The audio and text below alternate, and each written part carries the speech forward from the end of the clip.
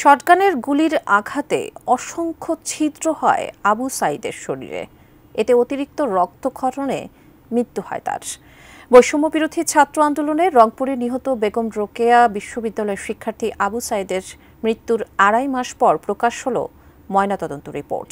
এছাড়াও তার মাথার মধ্যভাগ থেকে পিছনে আঘাতের চিহ্ন পাওয়া গেছে, যাকে হত্যাকাণ্ড হিসেবে উল্লেখ করা হয়েছে ময়নাতদন্ত রিপোর্টে।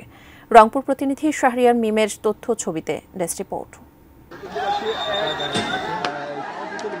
বৈষম্য বিরোধী ছাত্র আন্দোলনের সময় গত ১৬ জুলাই খুব কাছে থেকে আবু সাঈদের উপর গুলি চালায় পুলিশ।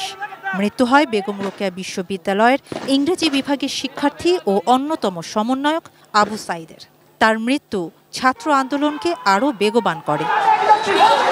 ২.৫ মাস পর প্রকাশ হলো ময়নাতদন্ত প্রতিবেদন। প্রতিবেদনে আরও উল্লেখ করা হয়েছে, আবু সাঈদের কানের উপরের দিকে মাথার খুলিতে গর্ত ছিল, সেখানে রক্তক্ষরণ থেকে রক্ত জমাট বাঁধা ছিল। শরীরের বিভিন্ন স্থানে অসংখ্য রাবার বুলেটের গর্ত ছিল, সেখান থেকেও প্রচুর রক্তক্ষরণ হয়েছে। মাথার আঘাত, শরীরে রক্তক্ষরণের কারণে আবু সাঈদের মৃত্যু হয়।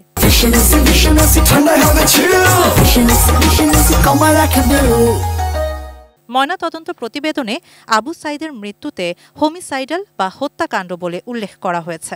আমরা এটা পর্যালোচনা করছি এবং আপনারা জানেন যে একটা সুরতহাল রিপোর্টে একজন এসআই মর্যাদার একজন ব্যক্তি থাকেন, যিনি সুরতহাল রিপোর্ট তৈরি করেন এবং সেটাকে স্বাক্ষর করেন একজন নির্বাহী ম্যাজিস্ট্রেট।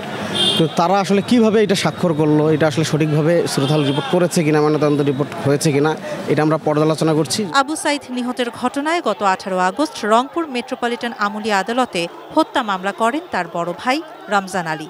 মামলায় ১৭ জনের নাম উল্লেখ করে এবং অজ্ঞাত আরও ৩০ থেকে ৩৫ জনকে আসামি করা হয়েছে।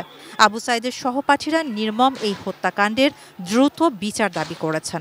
আবু সাঈদ ভাইয়ের হত্যায় দুজনকে গ্রেপ্তার করা হচ্ছে এবং আমরা চাচ্ছি বাকি যারা এখানে জড়িত আছে তাদের সবারকে এই হত্যার বিচার করে। আবু সাঈদ ভাইকে হত্যাতে প্রত্যক্ষ এবং পরোক্ষভাবে যারা জড়িত ছিল তাদের যেন শাস্তির আওতায় আনা হয়। শাহানা জাহান, ডেস্ক রিপোর্ট, ATN নিউজ।